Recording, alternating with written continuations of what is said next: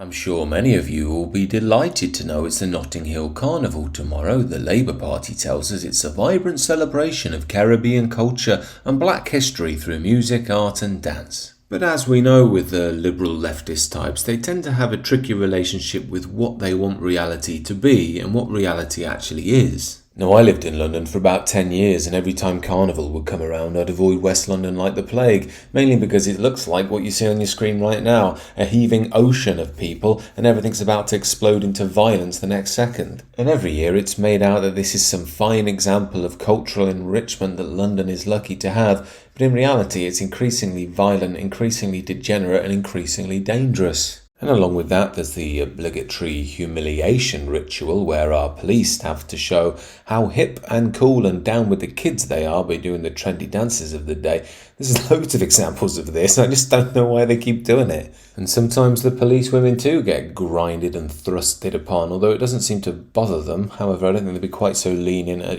a Tommy Robinson march.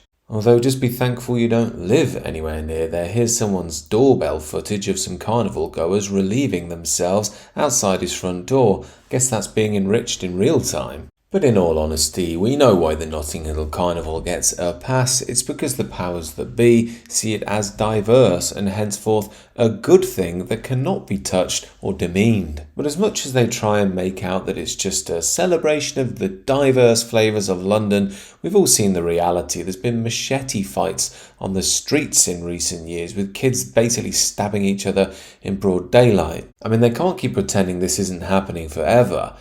Actually, scratch that, they can and they will. Now, there's no doubt the recent riots in the UK got pretty violent and pretty messy, but how many stabbings were there? Turns out there were 8 stabbings last year at Notting Hill Carnival. So we'll have to keep an eye on two-tier Keir during all the disturbances here. Will he have 24-hour law courts? Will he throw the book at any people who cause a disturbance? Or is that only for certain communities he doesn't like quite as much? Then there's all the rubbish that will be left behind for the streets they supposedly love. They don't seem to take too much care of them.